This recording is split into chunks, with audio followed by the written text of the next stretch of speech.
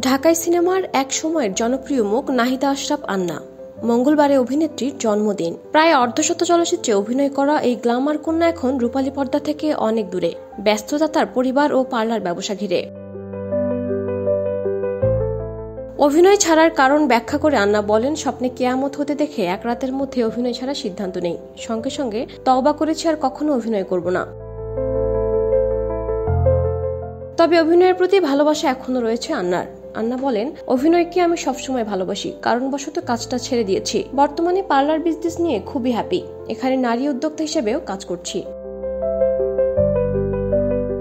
চলচ্চিত্র জীবনের অভিজ্ঞতা নিয়ে আন্না বলেন, মান্না ভাই, ডিপজল সাহেব, সাকিব, রিয়াজ, ফেরদাউস ভাই সবার সঙ্গে কাজ করেছি। আমি নিজেকে খুবই লাকি মনে করি। তারকাদের ব্যক্তিজীবন নিয়ে সমালোচনার প্রসঙ্গে তিনি বলেন, এখন সোশ্যাল মিডিয়ার কারণে তারকাদের ব্যক্তিগত জীবন সবার সামনে চলে আসে। আমার চাওয়া সবাই যেন পেশাটাকে হাইলাইট করে, ব্যক্তি জীবন নয়। শিশুশিল্পী হিসেবে অভিনয় শুরু করে আন্না হয়ে উঠেছিলেন পর্দার পরিচিত মুখ। 2006 সালে ফটো সুন্দরী প্রতিযোগিতায় রানার আপ হয়ে সবিজে পা রাখেন। 2009 সালে মায়ের হাতে বেহেশতের চাবি সিনেমার মাধ্যমে নায়িকা হিসেবে বড় পর্দায় অভিষেক হয় তার।